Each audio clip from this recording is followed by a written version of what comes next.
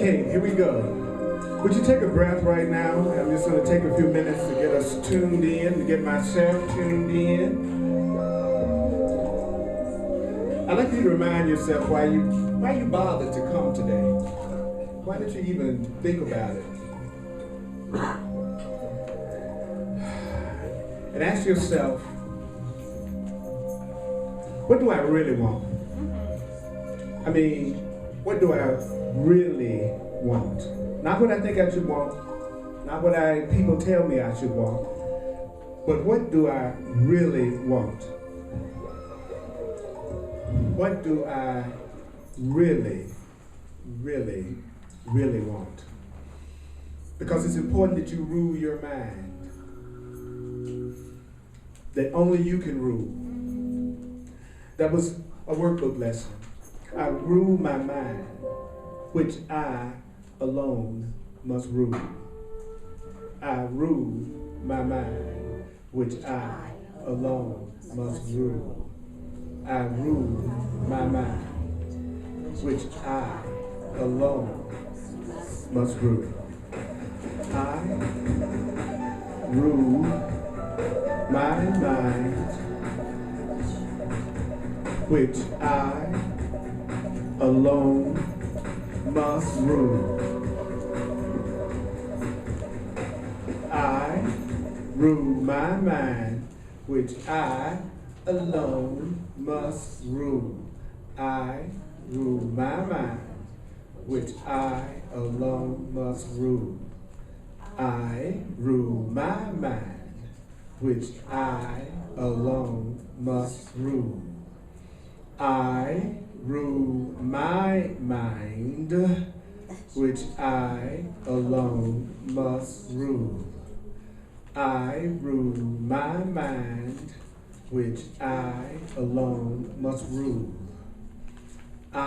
rule my mind, which I alone must rule. I rule my mind, which I alone must rule.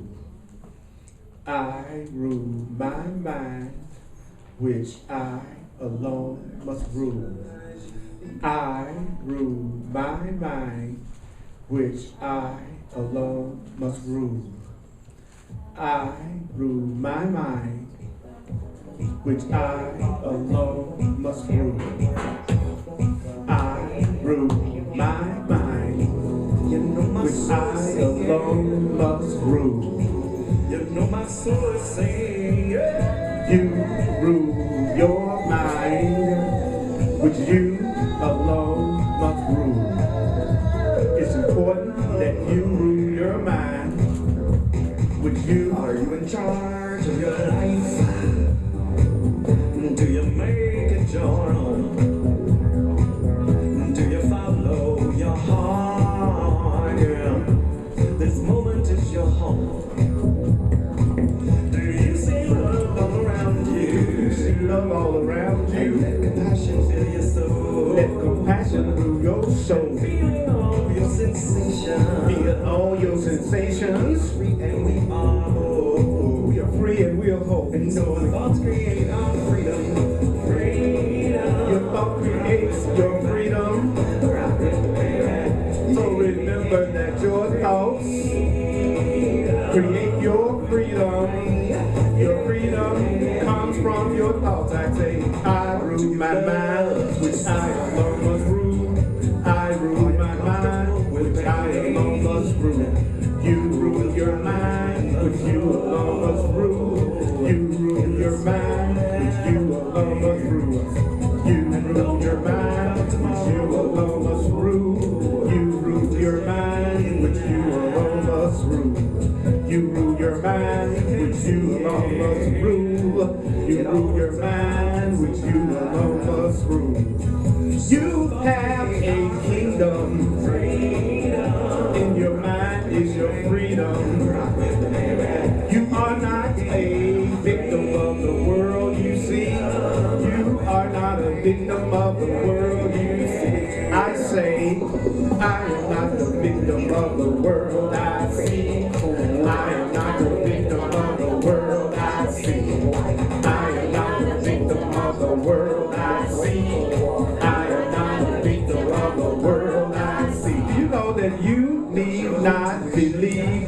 ideas. You need not accept the ideas. You need not even welcome the ideas. Some of the ideas you may actively resist. Some of these ideas you're going to find hard to believe. I'll say it again now. You're going to find some of these ideas hard to believe. But guess what? You are not asked to analyze the ideas at all. If you use it, you're going to see that the ideas are true. I say, if you use the ideas, you're going to see that the ideas are true. Because I tell you again, now you are not the victim of the world you see. I am not the victim of the world I see. I am not the victim of the world I see. I am not the victim of the world. Claim it for yourself. I am not the victim of the world I see. I am not a victim of the world I see. I am not a victim of the world I see. I am not a victim of the world I see.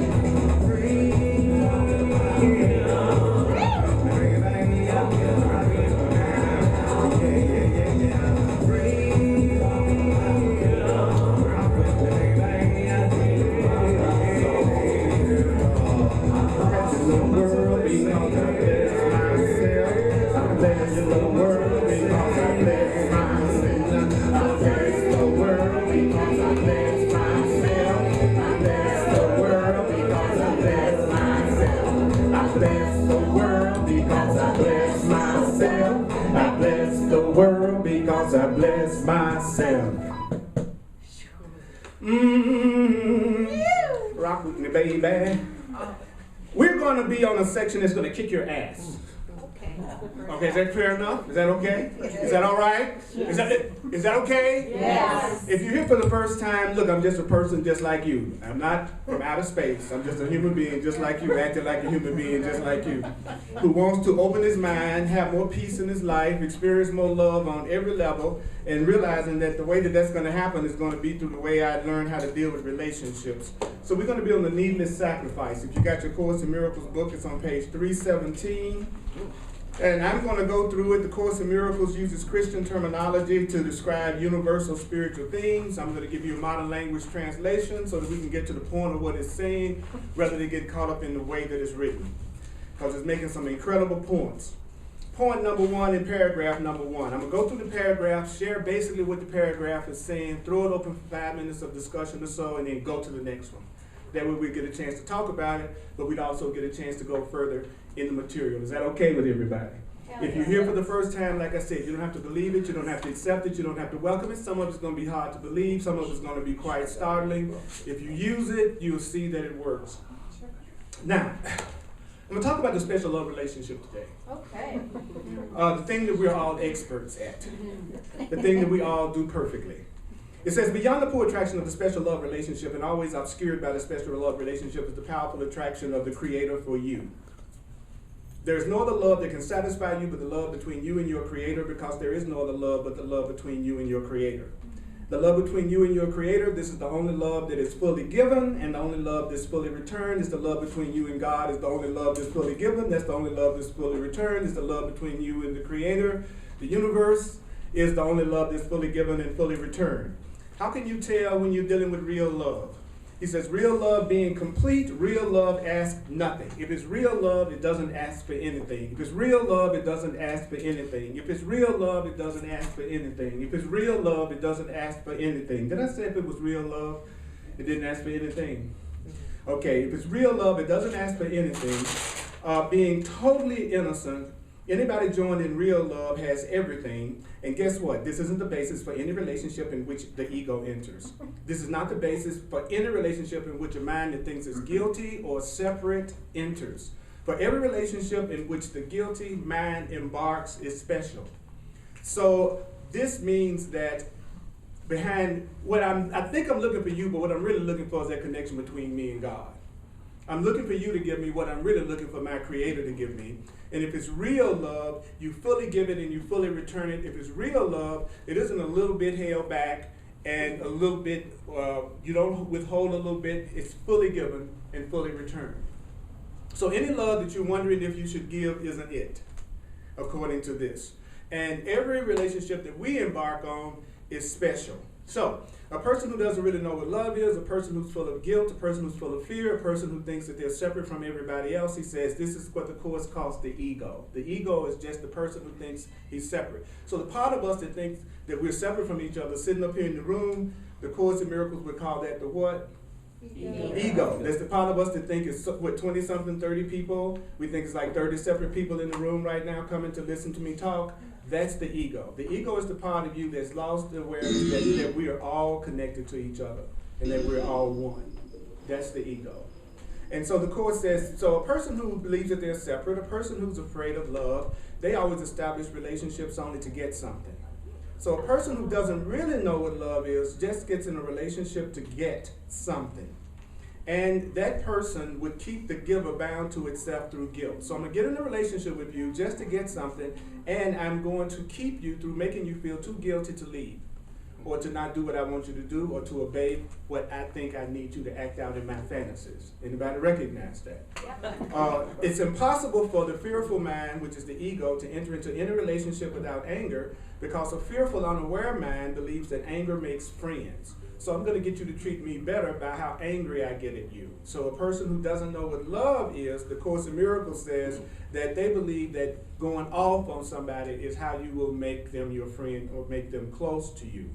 So this is not his statement, but that's not his purpose. I'm not going to walk up to you and tell you that I want to get in a relationship with you so I can totally control you, get something from you, and I'm going to be angry at you, and I'm going to hold you through guilt when you go out with me. That's not going to happen. So I'm not going to tell you what my real motive is if I'm fearful and insecure. And the Course says that the ego really believes that it can get somebody and keep them by making guilty. It said this is the one attraction, an attraction so weak that it would have no hold at all, except that no one recognizes that that's what's going on. Because the ego, which is the fearful mind, the fearful person, always seems to attract through love and has no attraction at all to anyone who perceives that it attracts through guilt. So if a person doesn't know what love is, they are always entering relationships in order to get something, and they're going to use guilt in order to keep the person. And they're angry in most cases because they're entering the relationship so that they can make up what did not happen in the previous relationship. So the new person is supposed to give you everything that the person before you didn't give you. And whatever the person before you did to you, the new person is supposed to not do those things. And so you are dealing with the new person in terms of the old person. So the Course would say you're having a relationship with somebody that's not even there. So in that case, if people knew that it was guilt that was attracting them to somebody instead of love attracting them to somebody, they wouldn't be attracted at all. But most people don't recognize when they're getting into a relationship that's not going to be fulfilling, or as we wouldn't do it so often. So the truth is, in most cases, you don't even know that you've entered a relationship that's based on fear and not on love. But if you begin to wake up and know what love really is, then the Course in Miracles says you would not even be attracted to the kind of relationships that we do in the world based on guilt and separation and anger. So once you begin to wake up, you're not attracted to anybody who's going to use guilt and anger to manipulate you in a relationship at all. So that's just the first two paragraphs of that section. Any questions, any comments about what I've said?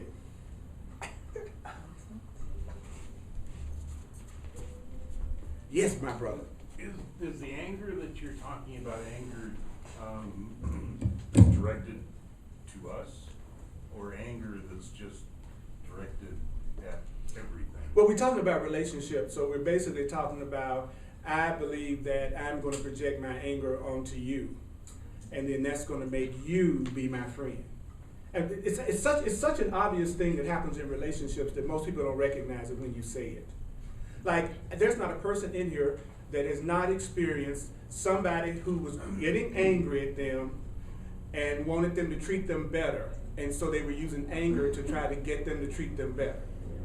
Is that true? Yes. But isn't it interesting how we're looking like I'm talking the strangest thing in the world? It's like when I look around the room, everybody's like, It's like, you really haven't experienced someone trying to use anger in order to actually make you closer to them before? Yes, I've experienced that before. And he's saying that the once you wake up to what love really is, you know the person who's trying to make you feel guilty is the person who doesn't love you. Not the person that does, but the person that doesn't. And they're trying to use guilt instead of love. I would much rather stay in a relationship based on being treated in a very loving, conscious, compassionate, nurturing way than for someone to try to keep me in a relationship because they're trying to make me guilty about everything I do or say. Personally. Wouldn't you? Yeah. But which one do you tend to experience in your world? Do you experience more people coming at you in a completely loving way when they want to try to allow you to be in a relationship with them? Or do you find that people that you're in intimate relationships usually use their displeasure to get you to try to do what they want you to do?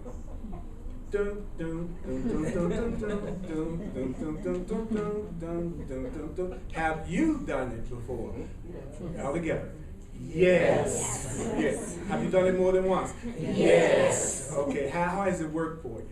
That's very good. It doesn't work very good. Anybody else? Question or comment? This is your chance.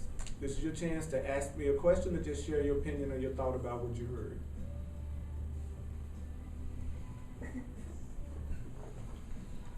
I have a comment. Okay. You know, what you said, it was guilt. What are the three? Guilt, anger, and fear. Yeah, so it seems to me, I'm trying to, like you said, everyone's experienced it, but I guess if you're immersed in it, it's hard to see it yourself, right? Yeah, it's very difficult for a fish to recognize us in water. Right. So we do these things so much, and we see it being done so much that, according to the Course, we've actually gotten to the point that we think it's normal. We think it's normal to be upset all the time. We think it's normal to go through a lot of guilt in a relationship, or we think it's normal to have fear of expressing yourself when you're in a relationship. So you're with somebody and now you got to watch everything you do and how you act. And so the Course in Miracles is telling us that all of that satisfaction that we're looking for that person to give us is actually what we really want is the unlimited love that comes from us and to us from our Creator.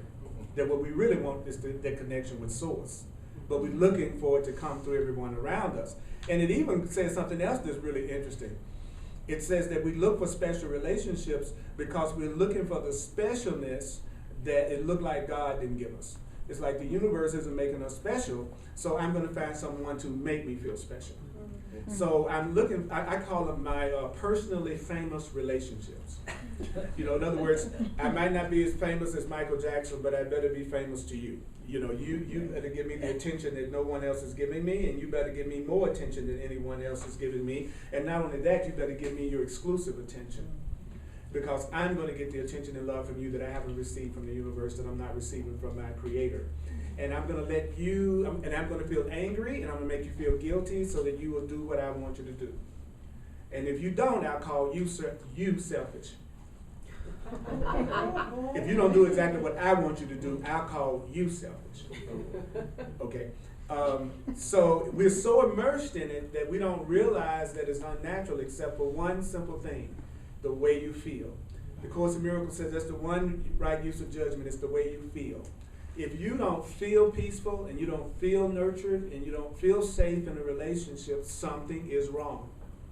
There's something about your perception that's wrong. There's something about the relationship that's not correct. Because if you're in a wholly happy, healed relationship, it should make you feel safer, more nurtured, more free, and you feel like you can express yourself. If you're not feeling that, there's something wrong. And I'm not talking about just romantic relationships. I'm talking about any kind of relationship. That can even be a relationship with your money, with your job, with everything. Wherever you're not feeling peace, the Course in Miracles says that's where you're not perceiving correctly. That's where there's something in your own thinking that's amiss that you need to get in touch with. Because our natural state is happiness.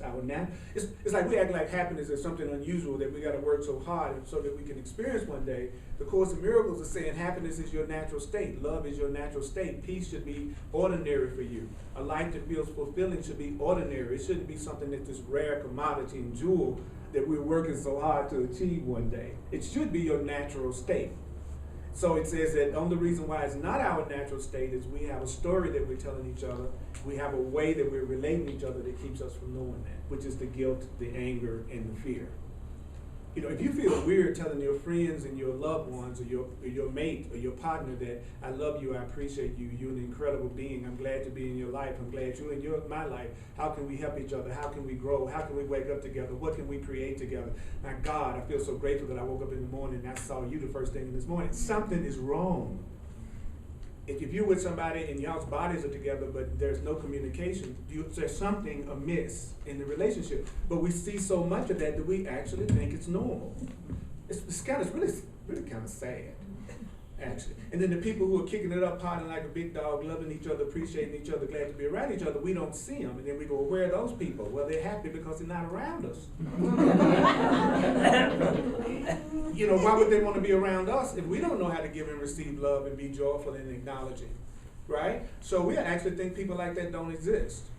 I tell myself often, I know all the people that people say don't exist. You know, I hang out with all the people that people think don't exist. Beautiful.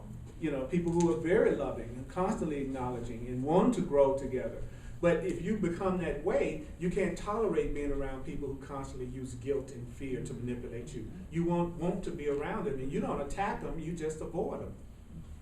You just don't, and so they think you don't exist. Because what you're doing is you're honoring their right to be the way that they want to be as long as they want to be that way. But it doesn't mean you have to subject yourself to that behavior anymore because you love yourself too much to put up with it. So you don't attack them. The Course says love just retreats. It says fearful minds, they are the ones who impose their will on you, and that loving minds, they always wait for welcome. So if you're not welcoming me, then I'm going to go in the opposite direction and to where I am welcome. And if the person who doesn't know what love is, they try to force their energy on someone. Where that's your first red flag right there. If it's somebody that's really and truly having a love vibration with you at some level, then it makes you want to join. It makes you want to experience union with that person. So there's a mutual attraction occurring, not you chasing them and them moving back, or them chasing you and you moving back. That's not love, that's fear. That's what the Course teaches. And so it says the sick attraction of guilt must be recognized for what the sick attraction of guilt is. Having made guilt real to you, it's essential to look at guilt closely. It's essential for us to look at our attraction to guilt clearly, and by withdrawing your investment in your attraction to guilt, to learn to let guilt go. So how do you let guilt go? You start to withdraw your investment in the attraction to guilt. And it says no one would choose to let go what they believe has value. So as long as you think guilt has value, you won't let it go. Yet the attraction of guilt has value to you only because you have not looked at what your attraction to guilt is, and you have judged your attraction to guilt completely in the dark. And as we bring your attraction to guilt to light, your only question will be, why was it that I ever wanted guilt and to be attracted to guilt in the first place? So you have nothing to lose by looking open-eyed, for ugliness such as this doesn't belong in your innocent, holy mind. You are the host of God. You are the host of love. It can have no real investment there. So if you want to let go of your guilt, you have to be willing to look at your guilt. If you want to let go of an attraction to anything that you want to let go of, you cannot let go of your attraction to anything that you're not willing to acknowledge that you have. One of the reasons why the so-called racism problem in America never truly gets solved is because everybody says they're not a racist. Right. It's always everybody else that's the racist. Right. Or the reason why the guilt problem doesn't get solved is that most people aren't willing to look at their own guilt and admit that they have a lot of guilt themselves, or a lot of fear, or a lot of anger. We tend to think if we pretend that we don't have it, then that's the way you get beyond it. And the conscious being knows that you transcend anything that you're willing to take a look at. So how do you find out what's really in your mind that you're trying to hide from yourself? How do you really get in touch with what's really going on in your consciousness? It's real easy. You ready? Listen very carefully. The way you can recognize what's in your mind that you're not aware of is you're looking at it. Whatever you see is in your own mind. So if you see guilt, you got guilt in your mind. If you see joy, you have joy in your mind. If you see love, you have love in your mind. If you see anger, you have anger in your mind. If you see lack, you have lack in your mind. If you see abundance, you have abundance in your mind. So the way you get in touch with what's going on in your subconscious mind is to recognize what you physically perceive are the beliefs in your subconscious mind. So your perception is a reflection of your deepest, truest, most core beliefs. So I can sit up here and say, I love everybody, but you are fearful. I love everybody, but you're not giving. I love everybody, but you're sad. See, those are my own sad thoughts, angry thoughts, guilty thoughts that I'm not owning. So I project them into you, and I say, you're the one that has those issues, but I don't. And that's how we maintain beliefs in our subconscious mind that create the crap we're going through, but we don't know where it's coming from. It's coming from our own thinking. It's coming from your own thinking. All the cool stuff is coming from your own thinking. All the crazy stuff is coming from your own thinking. Your lack is coming from your own thinking. Your sickness is coming from your own thinking. The job you don't like is coming from your own thinking. Everything that you like and don't like is coming from your own mind. Period. Woo!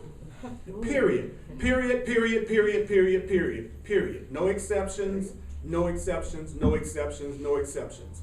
Everything you're experiencing is coming from your own consciousness. All of it. The greatest stuff that you love came because of your own consciousness, and all the things you don't like has been attracted to you based on your own consciousness.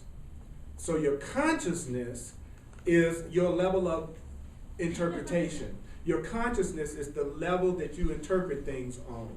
That's your level of consciousness. It's the level you interpret things on. So if I interpret you as being part of me, if I interpret you as being my brothers and sisters, if I interpret you as being myself, if I interpret you as being beautiful, holy, and innocent, if I interpret you as being spiritual beings who create your reality, if I interpret you as powerful beings who deserve to be loved, that's my level of consciousness. And if that's my level of consciousness, that's what I will in turn draw back to me through the people that enter my experience. Now, each one of us radiate on different levels of vibration. So you can tune in to the part of me that corresponds with you. If you want to meet the bastard Earl, he's on channel 23. And if you tune into channel 23 by being on channel 23 yourself, you'll see bastard Earl. If you are on a channel that you want to see the love in me and the connection with me and the innocence in me, like I want to see it in you, then that's the me you'll bring out. That's why you can see one person in your life that seems to treat another person different from the way they treat you. You're tuning into them on the level you're receiving them on, and the other person is tuning into them on the level they are receiving them on. So they look like they like you but don't like them, or they like them and don't like you. But the truth is you're getting from them what you are requesting, but it's at an unconscious, subconscious level. In most cases, you don't know you're doing it. Okay? So if you are experiencing a person that seems to be mistreating you and treating someone else really cool, you want to ask yourself, what is it within my own mind needs to be changed so that I can perceive this differently? Rather than try to get them to change by trying to make them feel so guilty that they treat you differently, the first thing you want to do is ask, what is it within myself that needs to change in order for me to perceive them differently? Ask for guidance on how to communicate with them, and then once you own what is happening as being a collaboration between you and them, you're also contributing to it. Then after you assume some responsibility personally for what you're experiencing, then talk to them. But don't talk to them before you assume some responsibility for what's going on, because you're just going to trigger their defensiveness and you're not going to get anywhere with them. When you go, you want to try to get rid of you. You want to try to make sure when you're trying to clear up something with somebody, you want to cut you down to the absolute minimum.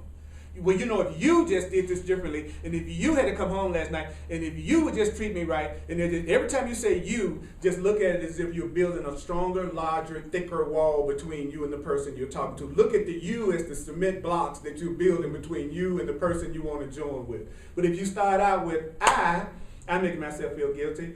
I'm making myself feel angry right now about what I thought I saw. I'm the one that's creating the guilt that I'm feeling right now because I'm the one that's determining what's happening to me. I want to see this differently. I hope I'm wrong about what I felt about what happened last night. I really want to see this differently. I want to connect with you. What can we do to connect differently? me, then the person is not going to be as defensive because you are not attacking them and holding them responsible for what you're going through. So they'll be more willing to listen to you. But when you say you, don't take any responsibility, use the anger to try to make them treat you better, then you're using the ego perspective, as the course calls it, and that just creates more separation between you and the person that you're trying to heal with. Have a nice day. Good. Thank you. Everybody with me? Are you with me? Okay. Questions? Would you give me a definition of value? And also, I hear you saying that when we're in, I'll say, unhealthy relationships without love, Yeah. we impose. But I'm also thinking we sort of martyr ourselves too, right? Oh yeah. Suffer. Yeah. Well, if I suffer enough, you're gonna treat me right. Yeah. You know, if I'm in enough pain, then you're gonna change the way that you treat me. Okay. If I show you how merciless you are, by you being able to look at me and see how miserable I am, and because of you, then you are going to have mercy on me and want to do it differently. So, have you ever been with somebody and they were like, said they were like really, really angry and upset, and upset with you, and then the phone rang, and then they got out of the mood immediately when somebody, you know, they just like they want to crucify you, and then the phone rings, they go, hey, what's going on, girl? What's happening? And then as soon as they hang up, okay. So you know that. So you saw immediately that they could change their personality, their expression, and the way they felt on a dime. So why was it that they could speak in a loving way to the person on the phone, but they are looking at you with anger and hate? Very easily, they gave the person on the phone a different meaning than the meaning they're giving you. So they're giving you a meaning that they use to make themselves mad. And the person on the phone, they're giving a meaning that makes them feel good, which shows you that their feelings have nothing to do with you. Their feeling has to do with the meanings that they're giving. So your feelings are always coming from the meanings that you're giving and never from the person that you think you're upset with. So, and then you said that about value. The Course teaches that what's valuable is what's helpful. So when you go, what's valuable, then you have to ask yourself, whatever is valuable in my life is whatever it is I'm doing that's allowing me to meet my goal. And then what's not valuable in my life is whatever doesn't help me meet my goal. So what's the problem with that? Well, if I don't have any goals, then I can't judge what's valuable and what's not. If I don't have a purpose, I don't know whether I'm moving in the right direction or the wrong direction. So people without goals and people without purposes never know what's going on in their lives. And they're the people that things just seem to happen to all the time because they don't know what should happen because they don't have any purpose that they're working toward. So the ones I made the decision that what's valuable to me is love, and what's valuable to me is peace, and what's valuable to me is my innocence, and what's valuable to me is my freedom, then it becomes pretty easy in a relationship to be able to tell whether the relationship is valuable or not in terms of my goal. So if I want to feel better about myself and I want to feel nurtured and powerful, and I'm with somebody that's constantly judging me, criticizing me, putting me down, and telling me what's wrong with me every moment, then that person is not valuable. They have no value in terms of my goal. And so then I can't blame them for anything because I know they're not helping me meet my goal, but I'm still insisting on being in a relationship with them anyway. So I have to admit to myself, I must obviously have the goal of receiving what I'm receiving from them. And so therefore I keep them because they're really giving me what I think I deserve. And that's why I can't let them go, because they are really reflecting back to me what the treatment that I think I deserve. So, but if I really believed I deserved love and I was being attacked, that would be a no-brainer as to whether or not that relationship with that person was valuable in my experience. So what everyone is doing really is getting us in touch with what we think we deserve. And that's the gift that all relationships give you. They give you a reality check about what you really believe you deserve as opposed to what you're telling yourself you deserve. Because you can tell yourself you deserve to be loved, but your relationships tell you what you really believe about yourself. So if you're surrounded by people who judge you and criticize you and condemn you and attack you, that's what you believe you deserve, regardless of whether or not you say, I'm this really nice person that's putting up with all this crap. The truth is, they're reflecting back to you what you really believe that you deserve. And if you really believe you deserve it, you will find that you can't let them go. You can't walk away from the situation. You can't release it. As a matter of fact, you'll even take these truth books and use the truth books and what you're learning in truth as a way to stay in an unhealthy relationship. you say stuff like, well, if it's really me, and I just really only need to change my mind, then I just need to stick around in it because it don't have nothing to do with them anyway. So I'll just stay in it anyway, even though I'm still being attacked and not appreciated, because it just means I need to change my mind. That's a warped way of using the truth in order to keep your punishment cycle going. They were just supposed to make you aware that there was a mistake being made. They're not there for you to stay in it. You know, they're letting you know, oh, there's something that needs to be done differently. And then people go, well, what do? Well, you do everything you think you can. You communicate as honestly as you can. You say, what can we do together to make this different? How can we grow in this situation? How can we make a change? And if the person says, stupid, crazy, I don't want to do it, I have no interest, go jump out the window, and then you still continue to want to put your energy in that relationship, you have to stop complaining. You have to stop complaining. If the person is being straight up and they're telling you they're not interested in growing with you or trying to do anything differently, they like it the way they are, and they're also projecting on you and judging you, and you're still sticking around in that situation, you have to leave them alone, because they aren't doing anything to you at that point. It's you doing it to yourself, and then you're using them to do it to yourself. And guess what? You're totally innocent, you're still loved, you're this unlimited spiritual being, the universe is still on your side, it's just waiting for you to make a different choice. And as soon as you do, the whole universe will rush to your aid to bring about the change that you really want to have in your experience in ways beyond your wildest imagination. You get the support that you really want. But the universe doesn't do anything until you say yes. We have free will. We don't learn. We only learn as much as we want to learn. We only go as fast as we want to go. So if you want to stay in a situation, do you know there will be nothing in that universe that will try to get you out of it? Because the universe always says yes. Okay, you want that? Yes. How do I know you want that? Well, because you're still choosing it. So that's why the Course is saying the first stage is to look honestly at your experience, at how you feel, own how you feel. Don't attack yourself about how you feel. Don't beat yourself up because you still have some insecurities or some fears. Just admit you have these thoughts. These thoughts came from your past experiences, and that now in this present moment, you're ready to use this present moment to make a new choice. But here's the cool part. You're making the decision that in this particular moment, you're going to choose to no longer do it alone. Let me get you past that. That's the contact list. I video all of my classes and put them on YouTube, and also email them as links to people on my contact list so you can listen back to it again. So I'm passing around if you're not on the list, because it takes more than one time to hear this. You know, I'm telling you that you're incredible beings that deserve to be loved, and that you deserve it now, and you deserve to be acknowledged now, and you get in touch with your power now. You kind of like want to cut to the chase. I'm saying you're loving and lovable, and that's what you deserve. If there's a resistance to that idea, that's an issue. That's a problem. If you got a resistance to someone saying you deserve to be loved completely and unconditionally and nurtured and cared for, and you're feeling resistance to me, that's right there should be something that you might want to go, why am I feeling resistance to him telling me that I deserve to be loved and nurtured? I know why I had the resistance, because I was doing the very thing that he was talking about. I was using anger to try to manipulate people. I was still using guilt. I was still not loving myself the way I should. You see what I'm saying? So when I'm hearing this, I was hearing it in terms of, you know what, that's what I'm still using to try to get my way. So when I hear him say that, it sounds like he's talking about me.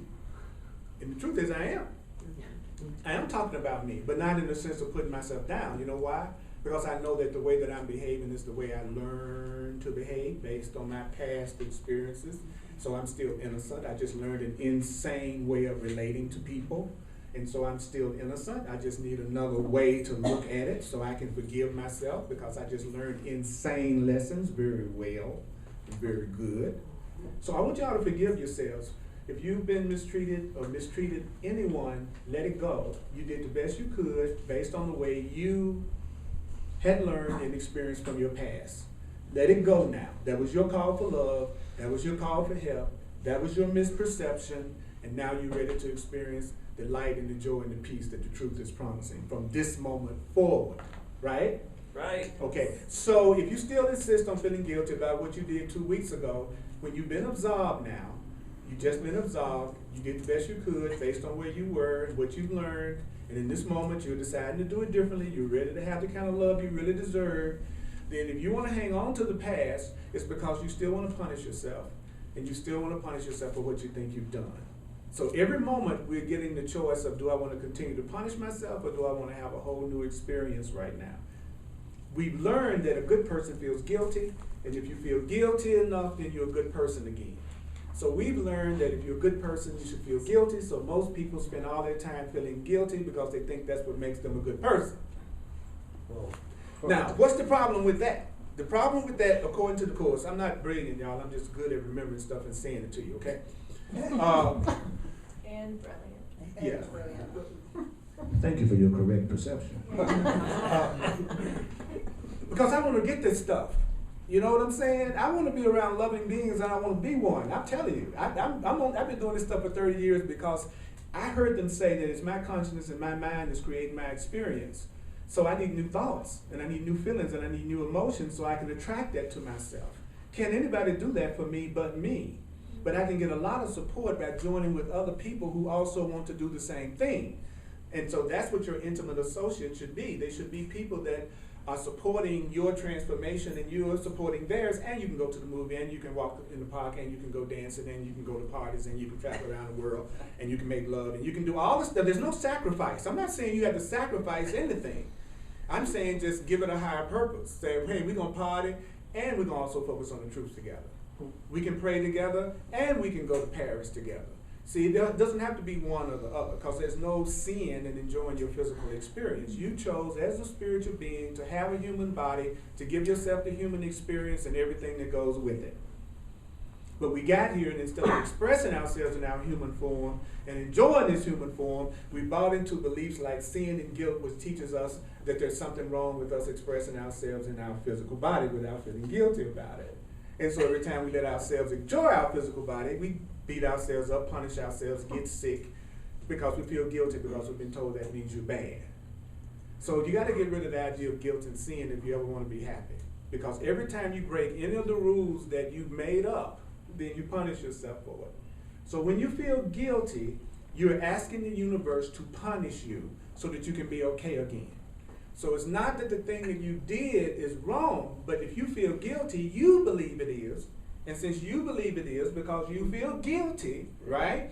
Then you're going to order the universe to whoop your butt in some form or another. And this could be your financial situation sucks, your relationship sucks, you go to a job you hate every day, something's going on with your body that's got you kind of scared, you know, you peed and it was purple polka dots. You know, something was going on that you know something is up.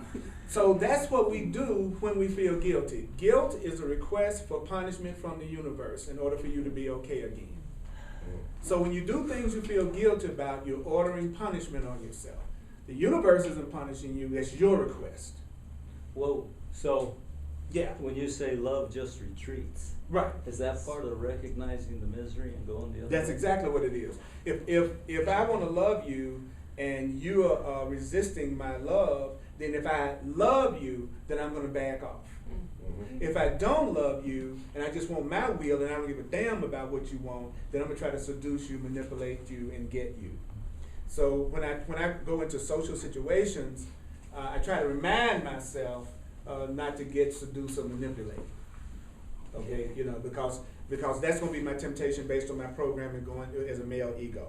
You know, you need to get something tonight. Something needs to be coming down. You know what I'm saying? Especially there's some really cool bodies around. You know what I'm saying? Like, get it. You know, and so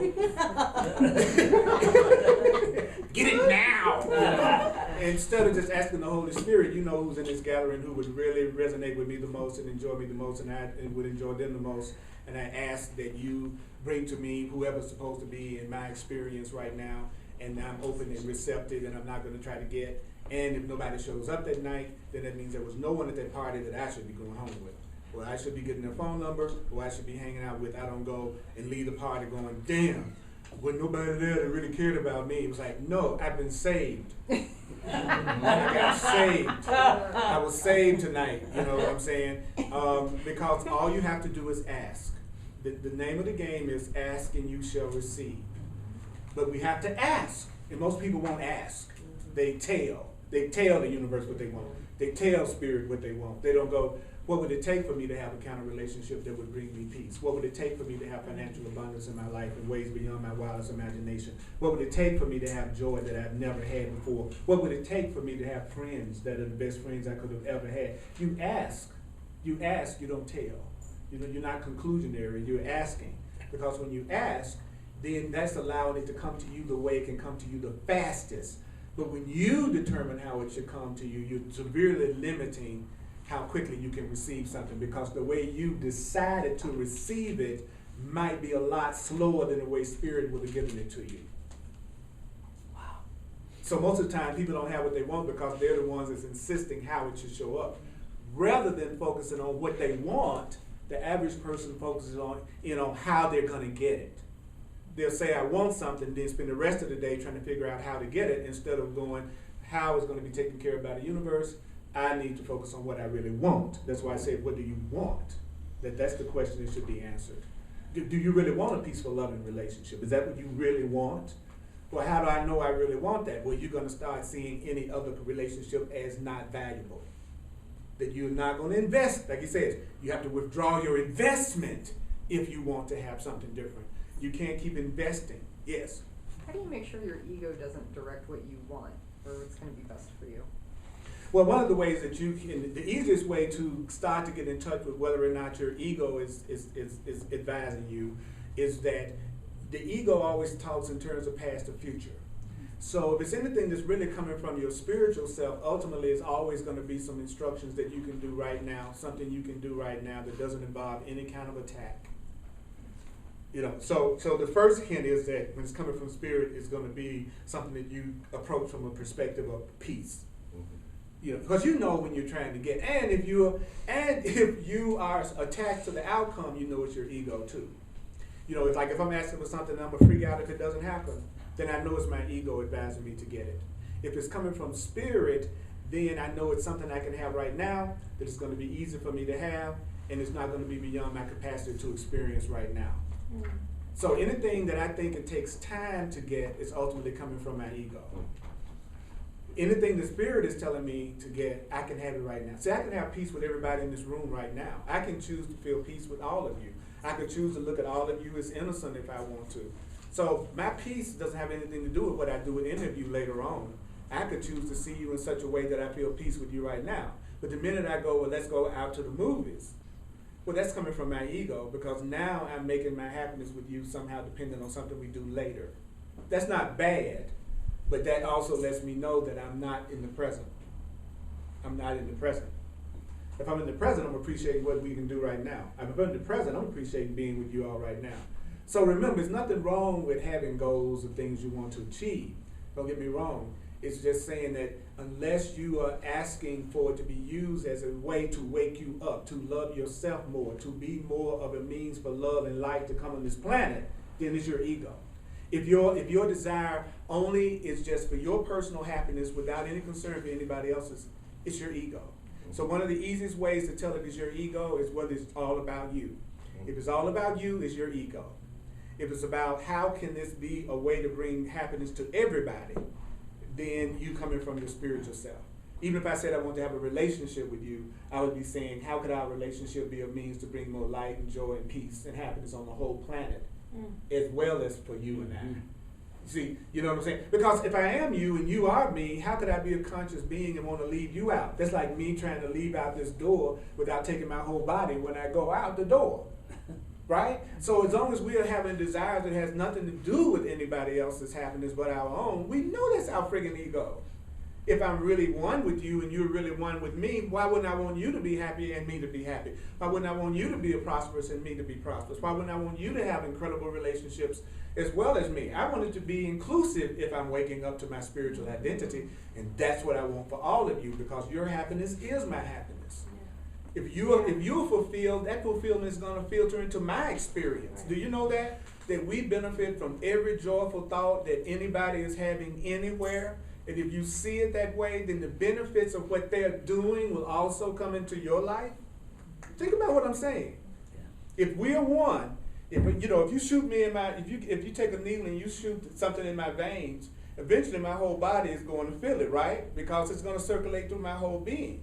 So anybody right now who's experiencing joy, abundance, prosperity, if you look at it like they're you, then the benefits of what they are experiencing will filter into your life. And all of a sudden you'll start to see things going better for you.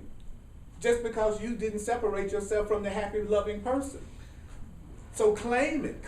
Everybody says, I won the Oscar, I won the basketball game, I won whatever's going on. I say, damn, I can play basketball good. Wow. Whatever anybody's doing, any kind of blessing that anybody has, claim it for yourself and go, wow, that's my blessing too, because I'm one with them. So therefore, that can filter into my life also. So let's loop right back before I close. If we are one and not separate, if that's really the truth, then the thought system that goes with oneness is completely opposite from the thought system that goes with we're separate. We've already experienced the result of thinking we're separate. The result of thinking that we're separate is the world we see, which is full of all kinds of stuff that's not too pleasant. But so we already know what happens when we think we're separate from each other. We already know what happens when we use anger and guilt and fear. We already know what happens when we think we're victims. That's what the world is that we see in general. So the Course is telling us that it's a miracle for us to see it differently. And that if we do start seeing it differently, we will start to experience another world that the people around us don't even see. And we'll start to experience love and support at a level that you can't even explain to anybody and put it into words. And it's just on the other side of your being willing to say, I learned this in the past, now I'm ready to learn something entirely new. And then the Course in Miracles and any truth book, that is the new thought system that you want to learn to bring in the new experiences. And if it's not the Course in Miracles, it'll be some other book. So I'm not saying the Course in Miracles is the only way. It's the way that works for me. But when you sincerely are ready to make the switch, which simply means this, you're ready to let go of your guilt. You're ready to let go of all guilt. You're ready to get in touch with and look at anything that makes you feel guilty and to learn how to reperceive it and let it go. You will have another world that will blow your mind, that will start to show up. And the synchronicities of cool things that will start to happen to you will take you out. You just be so free. So would you acknowledge yourself for hearing another episode of As the Black Man Rants? Would you give it up to you? All right, we're going to do the financial expression of appreciation right now. I'm a full-time teacher of the Course in Miracles. This is what I do in the world, so I thank you very much for seeing enough value in what I've shared to be willing to share with me. You're awesome. So let me get that done. Oh my God.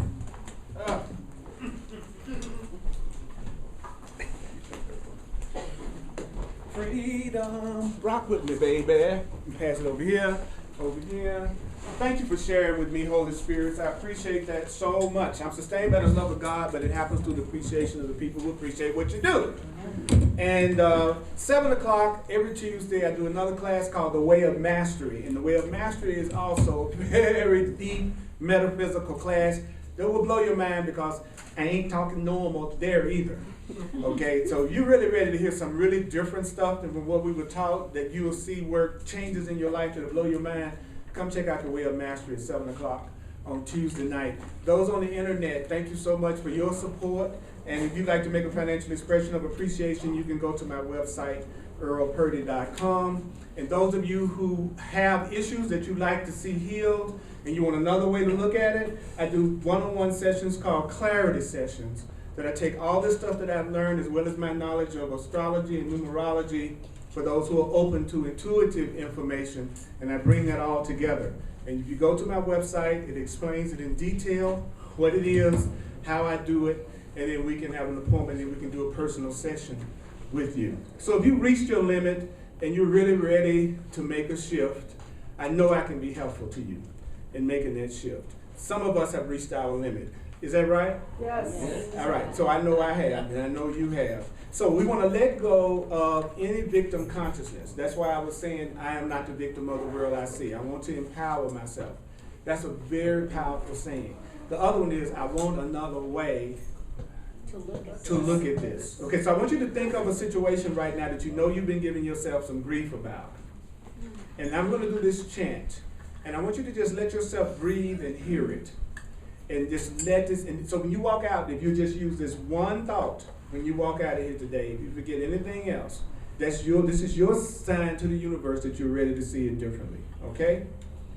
So Reverend Yolanda is gonna take us out.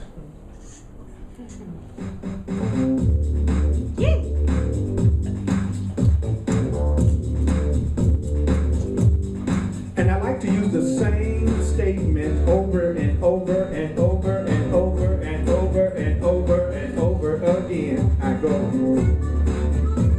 So let yourself just hear it and let me go off, and I want you to hear it. Beyond the pure attraction of the special love relationship, what you really want is the love of the Creator. You want the love of God. You want the unconditional love of your universe. This is what you want. I want another way to look at this. I want another way of looking at this. I want another way of looking at this. I want another way of... Now I want you to think about the situation. I want another way of looking at this. I want another way of looking at this. I want another way of looking at this. I want another way of looking. Now some of you might just want to listen to what's being said, and that's all you want to really do right now. You just might want to listen to what's being said right now and not say anything. Some of you may feel like saying it out loud, and if you feel like saying it out loud, it's perfectly okay to join with me and go, I am determined to see this differently. I am determined to see this differently. I am determined to see this differently.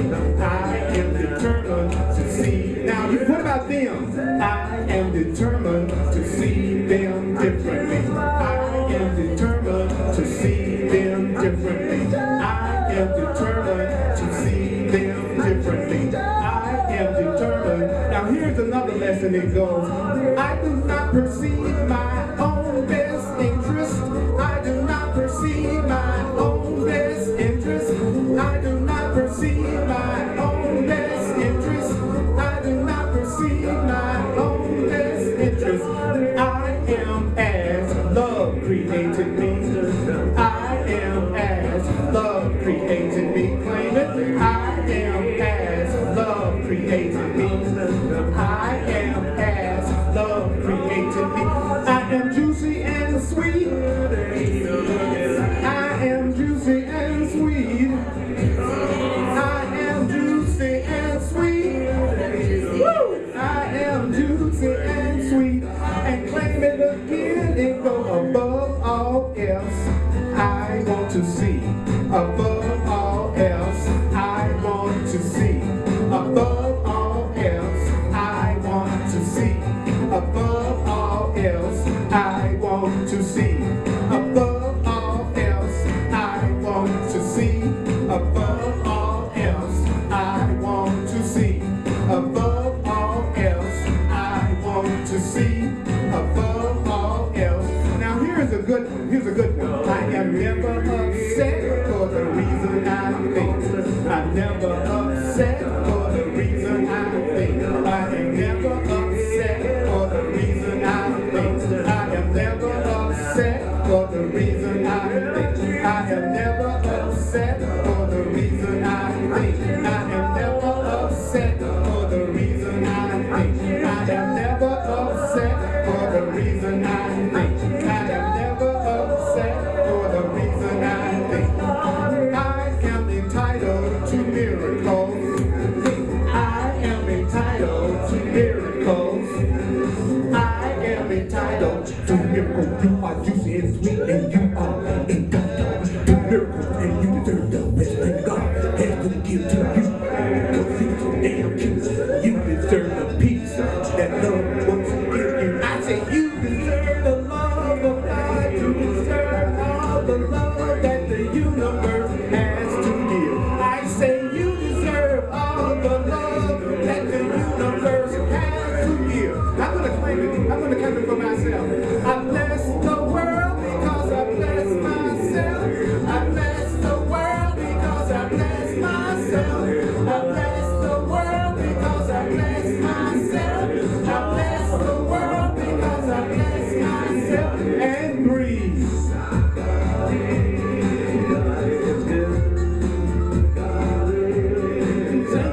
Yolanda.